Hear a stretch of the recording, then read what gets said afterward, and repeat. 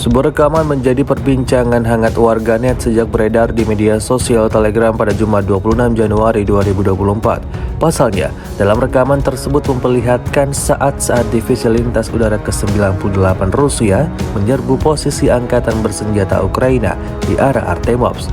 Sebuah kelompok yang dapat bermanuver dengan kendaraan lapis baja dan tentara dengan kecepatan kilat dan koordinasi menyerang kubu tentara Ukraina seperti yang tampak dalam rekaman. Kerja tempur militer Rusia tidak main-main di arah ini. Rentetan serangan yang tanpa jeda dilayangkan ke titik pertahanan musuh.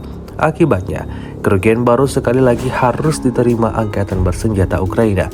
Belum dikonfirmasi ada berapa jumlah korban jiwa dalam peristiwa ini. Hingga video ini beredar, beragam komentar dituliskan warganet.